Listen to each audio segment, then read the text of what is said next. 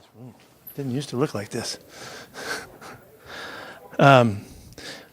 Really important first day for us to get off and come from behind and win the game in the second half and believe the whole way through that we were going to find a way. Defense did a tremendous job in the second half to hold them down, getting off the field in the third downs and all of that, just playing tough as heck and really excited for our guys. We've worked really hard to get to this point and to get in that locker room and have that kind of fun and cheer on one another and all of that. But it's East Coast, I don't know, East Coast, we don't mind coming out here, so maybe we can keep that going. You've seen Geno Smith do this plenty of times before, but today felt like a statement game from him in terms of what he can do and the stabilizing force you're talking about. Yeah, for him to complete over 70% of his passes again, I mean, he's been doing this now. Geno had a regular game today. I don't think it was a big statement game or anything like that. I just think it was what he does, and we'll do better than that. He's got it in him to do better than that. We got rushed a little bit today a couple times, and that really kind of changed his opportunities to have even a bigger day. But the fact that we had so many big plays, somebody said that we had 9 plays over 20, like it's tied a record or something. I can't believe that now. I can't believe with all the guys we've had in the years here, the Raiders, we didn't have more than that. But it was still a big day for us, and he did a great job. Toward the end of the first half, the offense had kind of hit a low there.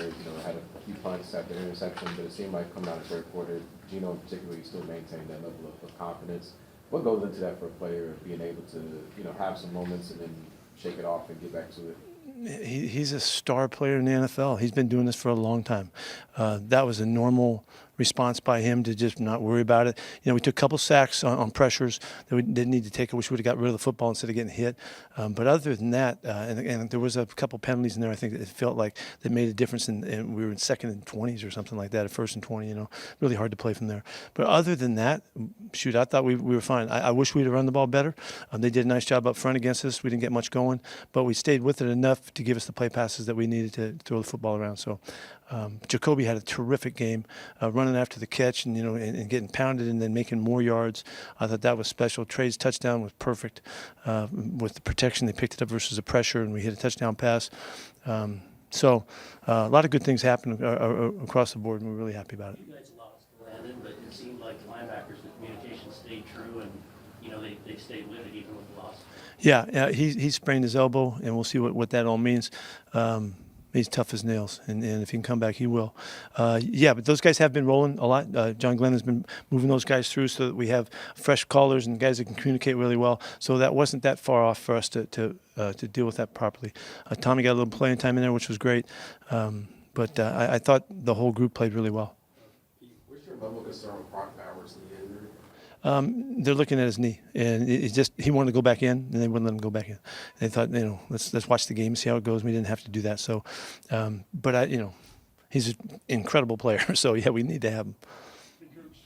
How did you guys? Can't even get a question in. Oh, jeez, man. How did you guys game plan for Drake May, and how do you think you guys stuck to that game plan? Well, this first game, you really don't know what you're getting. And we saw them in preseason, and they saw us in preseason.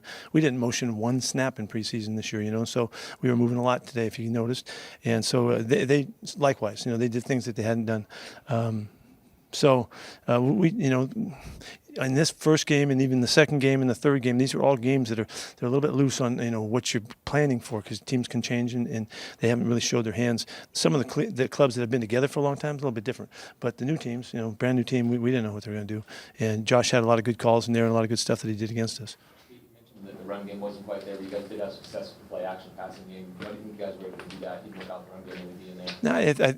Well, they still got on the run. They were getting fired up and hyped up about stopping it, and so I thought Chip called a great game to take advantage of that. And, their aggressive style at the line of scrimmage allowed us to get a few plays at them, and that's just kind of how we play. And so hopefully we keep that going. But we'll need the running game a lot more formidable than that. You preached compete since you got here, and today, towards the end of that second and the end of the first half, when the team got behind, you could tell they were frustrated, but they never quit competing. Yeah, no. Is that why you do it from day one and you install it? You just can't do it and turn it on game day. Yeah. That is the essence of why this is the central theme in the program, is so that you never call it at any one point, you just keep competing and you just keep battling. Play after play after play. We don't pass judgment. We just keep rolling. And these guys were talking like that at halftime. They were talking like it on the sidelines, and they kept talking about just keep doing the right thing, keep doing right, and we'll work our way out of it. That is the conversation that we're trying to develop on a regular basis. So there ain't nothing that we can't handle. And so it was a good illustration of that. Thanks for pointing that out. One of those 20-yard plays was on a 3rd and 20, late in that fourth quarter. The third was Dante Corey. Yeah. Can you talk about how big that play was? That was a huge play. Yeah, that really swung the game where we really were in command of the game from that point on. So that was a huge job by the guys up front because Geno had some extra time there, and he got a chance to throw it down there in a really nice, unusual play that Dante makes the catch on. So it was a very significant play in that game, and fortunately it worked out. We still could have won the game without that one, but that play really kind of put us on top of the game for us. Not bad for a number 2 tight end, I guess. And number 2 tight end. We got ones. Those guys can all play and do stuff. Mike made some big catches today and hung on to the ball great. Unfortunately, we had one freaking ball tipped today and they get a pick on it. But we played with the ball in our hands really securely all day long, which is what we've been doing everything in our power to own once we get to these games. I was really proud of that today. Part of your young corners, I mean, they just stepped up today. I thought they did fine. We had two PIs called on us. I think you could go to both of them, and you could see the offensive guy ran into Eric, I think it was, and knocked him back. And the guy, the side judge, he couldn't see it really. But I thought that was one that didn't have to get called. And I thought Kai Blue did a nice job on fighting to the hands without making something that impeded that receiver. So I challenged both of them, and I thought those guys played really well. You guys good? Thanks, guys. Thanks. We doing good afternoon. Congratulations on your first win as a Raider, Geno. But you know Pete's system. You know his compete.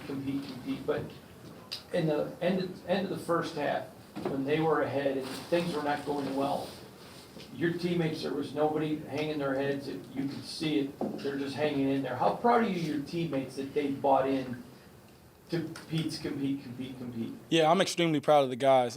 First of all, it's always a blessing to get a win in the NFL. And yeah, I mean, the Patriots, they have a good team. This is the NFL. There's going to be ups and downs, ebbs and flows throughout the game. But I think the message that Coach sends us is that, you got to stay even keel. And you got to, never pass judgment, right? You got a 4-quarter game, you got to go play. And so I thought we did a really good job at, coming back in the second half, into the locker room, regrouping, and then executing in the second half. You've been involved with him in these East Coast games, and his record's ridiculously good. Why do you think that is?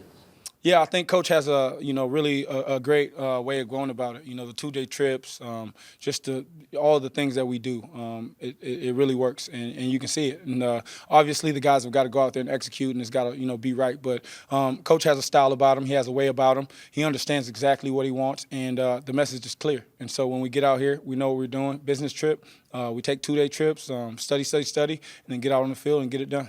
It's 3rd and 20, late in the fourth quarter, and you find Dante on that long first down throw. What's going through your mind on that play?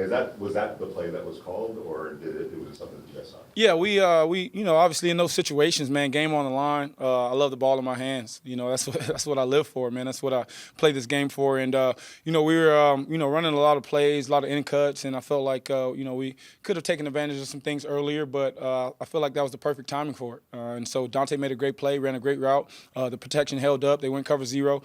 So we got a chance to take a shot on an aggressive corner, and it worked out for us. And those are the things we can count on from Dante and from our O-line. Personally, just speaking about yourself as an individual, when you have something that doesn't go well, like the interception earlier in the game, what goes into maintaining that confidence and sort of moving on to the next play?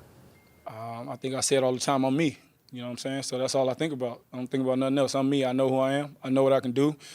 Mistakes happen. Things happen within the game. It was a tip pass. I made the right read. Could have made a better throw. But, those guys made a play on it, and the ball tipped up. Guy made a play. Not going to hang my head and keep going. I'm me.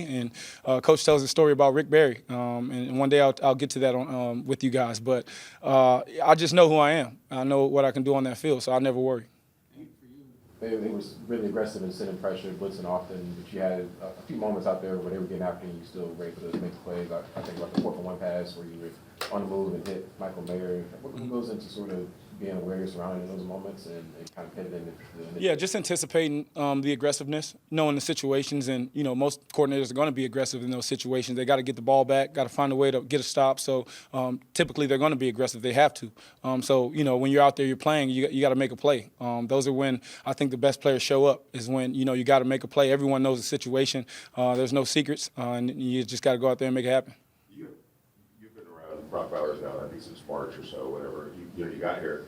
It looks like you guys were playing for 5 years out there today, but what kind of an asset is Brock Bowers? Man, Brock's a tremendous asset. He gives us the advantage, in personnel because he's such a tremendous player all around. And so, D coordinators, they've got to figure out how they want to guard him, and we've got to adjust to it. And, Brock's a great player, but I think all our guys showed up. I thought Jacoby had a great game today. I thought Trey had a great game. You see the big plays that Dante made. Tough running by Ashton. It's hard to, do that in a 4-minute situation when the whole stadium knows we're running the ball. But our O-line played well. I thought they gave me a ton of time back there to get through my reads. And so, Chip called a great game. I think it's a collection of all of us having to do those things. But, having Brock obviously makes my job a lot easier.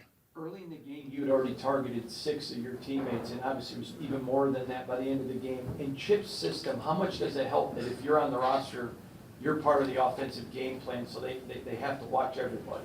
Oh, yeah. I mean, that's how we want to play football. We want to make sure that we make the right reads. I want to make sure that I'm making the right decisions and getting the ball into the hands of the playmakers. We got a lot of great players, and that's something that, we can take advantage of. And so, I'm going to spread the ball around if need be, but, I'm going to find the open guy first and foremost. You guys all good? Cool. Thank you, guys.